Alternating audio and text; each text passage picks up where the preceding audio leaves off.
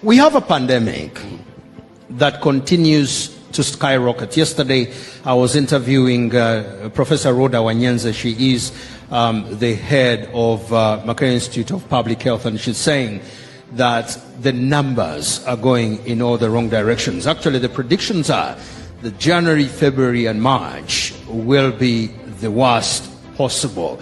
And then, of course, you most probably will be president-elect. What's your plan of dealing with the pandemic? Probably your job is more likely to be a sort of Biden approach. Let me tell you, you can call me whatever you want, COVID skeptic or whatever. You are not going to see me putting on a mask. I don't do that. I do not. Let me tell you.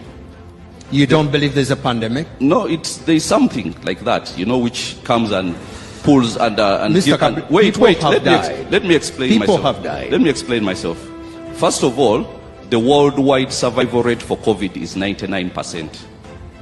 We as a country have had bigger problems, and we still have bigger problems. There are more people who die from poverty than from COVID.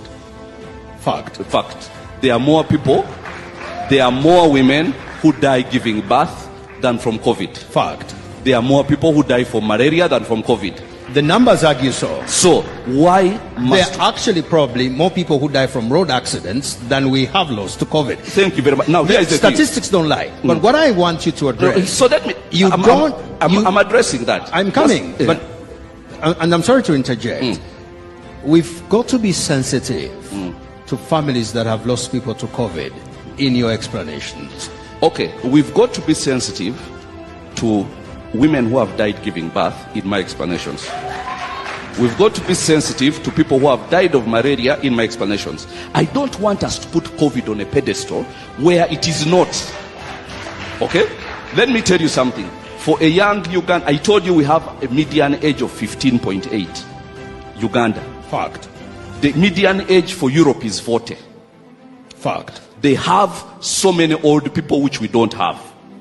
Now, for somebody 40 years and younger, which happens to be almost 80% of Ugandans, you have a better, you are more likely to be struck down dead by lightning than to die of COVID. That is from the statistics.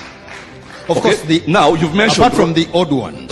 Apart from the old ones, whom you also care about. Yes. You understand? Now, when we are doing the cares, there are people whom they call vulnerable people. And even those under 40, for instance, if you are in the latter stages of HIV and your immunity has been severely compromised, you're there. If you have, heavy diabetes and your immunity has been compromised, or old age. But aside from that, we actually have real problems. But the trouble is, I look around and I'll tell you this.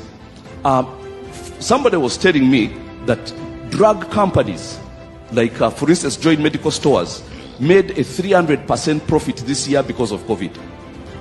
There are laboratories and all this. When I was going for the presidential nomination, they had to check me. So I called this guy to come and, do the COVID test because it was a prerequisite. And I see him coming in all his gloves and what, and I pay him 300,000. And he has a whole line of people to test that day, either they are traveling or what. The man is making millions every day. You think he is not going to want COVID to continue? Are you kidding me? And the Minister of... You saw when Sheikh Muzata died. Before anybody had spoken about the cause of death, the permanent secretary in the Ministry of Health, Dr. Diana Twine, tweets that he died of COVID. Stupidity. Wait. Because... We could do with better...